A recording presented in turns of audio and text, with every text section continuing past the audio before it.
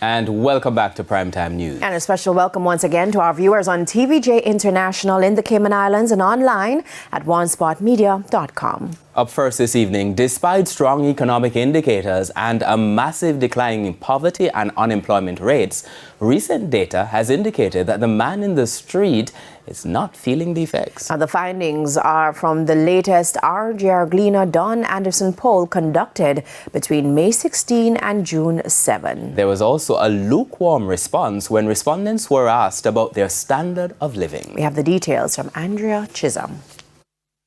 In his March budget presentation, Prime Minister Dr. Andrew Holness pointed to a decline in poverty. In May, PIOJ Director General Dr. Wayne Henry gave more details. Jamaica's national poverty rate declined from 16.7% in 2021 to 8.2% in 2023, the lowest figure ever recorded since poverty rates were first measured in 1989. Similarly, in April, the Statistical Institute of Jamaica announced that the unemployment rate in January 2025 was 3.7%. That's 1.7 percentage points lower than the same period in 2024. So the question was put to 1,033 registered voters across all parishes.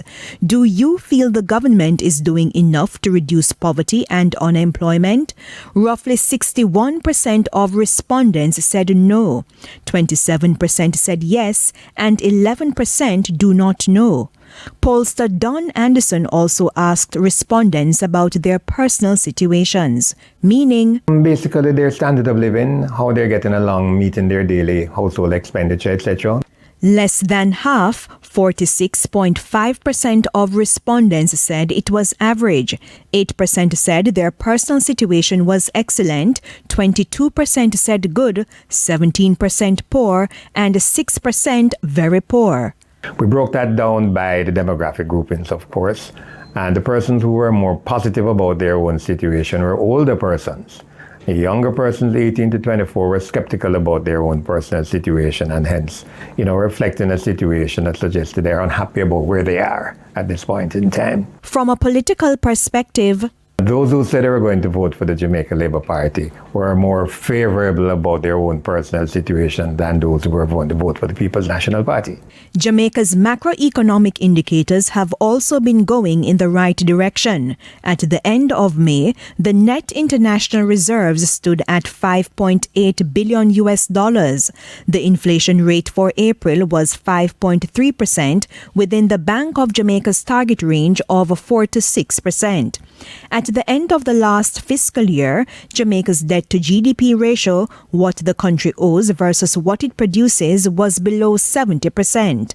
That means the debt is going down. So, how would respondents rate the current economic conditions in Jamaica? 38% of respondents said it was average, 5% excellent, 18% good, 27% poor, and 12% very poor.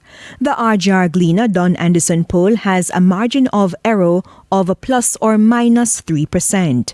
Andrea Chisholm, TVJ News.